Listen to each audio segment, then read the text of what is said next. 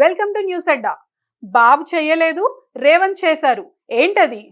తెలంగాణ రాష్ట్రం ఆర్థిక భవిష్యత్తును మలిచేలా Telangana rising global summit 2025 December 8-9 తేదీల్లో భారత్ ఫ్యూచర్ సిటీలో అద్భుతంగా జరిగింది.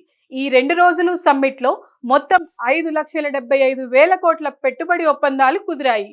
మొదటి రోజు 2,43,000 కోట్లు, రెండో రోజు 3,32,000 కోట్లతో రికార్డు స్థాయి పెట్టుబడులను ప్రభుత్వం ఆకర్షించింది. ముఖ్యమంత్రి రేవంత్ రెడ్డి నేతృత్వంలో జరిగిన ఈ సమ్మిట్ రాష్ట్రాన్ని 2034 నాటికి 1 ట్రిలియన్, 2047 నాటికి 3 ట్రిలియన్ ఆర్థిక వ్యవస్థగా మార్చే విజన్ 2047 డాక్యుమెంట్ను విడుదల చేసింది. పెట్టుబడులను ఆకర్షించడంలో ఏపీ సీఎం చంద్రబాబుకి తిరుగులేని ట్రాక్ రికార్డు ఉంది. కానీ 2014 నుంచి 2019 మధ్య కానీ 2024 తర్వాత కానీ ఏపీలో అధికారంలో ఉంటూ కూడా సీఎం రాజధాని అమరావతికి పెట్టుబడులను ఆకర్షించలేకపోతున్నారు.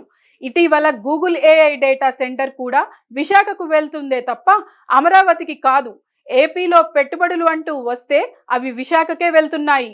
వాటిని అమరావతి వైపు మళ్లించడంలో చంద్రబాబు ప్రస్తుతానికి ఫెయిల్ అవుతున్నారు. ఇందులో ఆయన తప్పేమీ లేదు. పెట్టుబడులు పెట్టేవారు వెంటనే ఫలితాలు కోరుకుంటారు. వారికి వైజాగ్ రెడీగా ఉన్న పారిశ్రామిక నగరంగా కనిపిస్తోంది. అందువల్ల ఏపీలో పెట్టుబడులు అటు మల్లుతున్నాయి.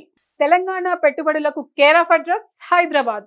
కానీ సీఎం రేవంత్ రెడ్డి వ్యూహాత్మకంగా రైజింగ్ సదస్సును ఫ్యూచర్ సిటీలో పెట్టడం ద్వారా పెట్టుబడులను అక్కడికి రప్పించగలిగారు. ఇదే పనిని ఇటీవల ఏపీ ప్రభుత్వం చేయలేదు.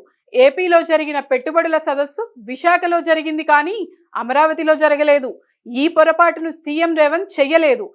ఇప్పటి వరకు ఏమీ లేని బీఆర్ఎస్ ప్రకారం చెప్పాలంటే ఫ్యూచర్ సిటీ అనేది ఒక ఊహా ప్రపంచం.